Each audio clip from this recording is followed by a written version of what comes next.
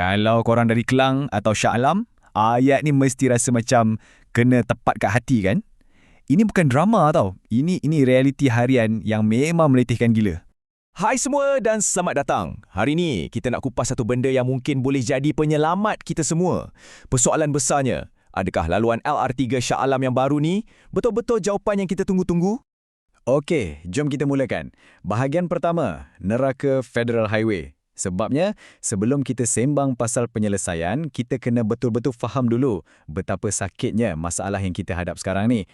Ini bukan cerita rekaan kan? Keluar rumah gelap, balik rumah pun gelap. Masa berjam-jam habis atas jalan. Bukan setakat badan je yang penat, mental pun boleh koyak. Inilah rutin untuk ratusan ribu orang yang terpaksa tempuh Federal Highway dan NKVE setiap hari.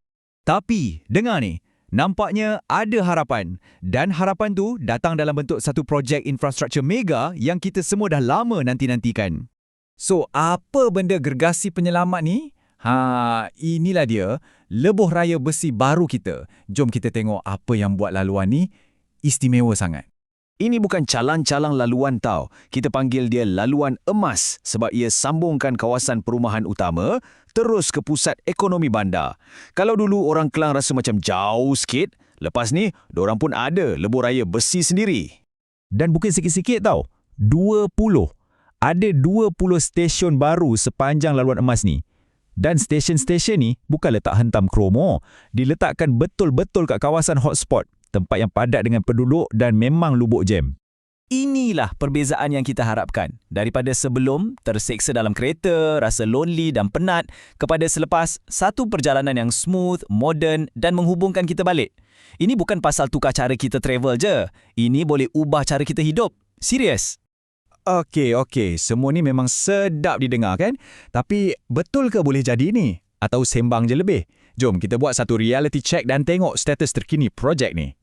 Dan jawapannya ya, benda ni bukan mimpi lagi. Garisan penamat tu dah nampak.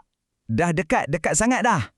Tengok timeline ni. Bulan Februari 2024 lepas, diorang dah settle satu fasa yang paling penting, ujian beban. Ini satu langkah besar. Dan target untuk kita semua boleh guna tahun 2026.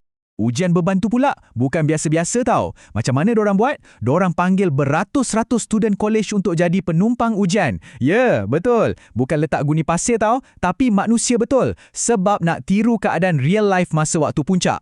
Dan kenapa benda ni penting sangat? Sebab satu je, keselamatan. Diorang nak pastikan bila kita naik nanti, semuanya 100% selamat, tahan lasak dan betul-betul boleh diharap.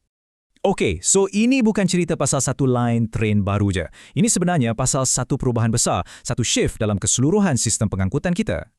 Kalau nak LRT3 ni betul-betul berjaya, ada 4 benda penting kena ngam. Pertama, mod dia. Train tu sendiri kena selesa dan moden. Kedua, infrastruktur. Stesen, park and ride, semua kena cun. Ketiga, rangkaian. Mesti senang nak tukar ke MRT atau KTM. Dan last sekali, aliran. Gabungan semua ni mesti betul-betul boleh kurangkan jam. Kalau satu dia tak jadi, rosak semua.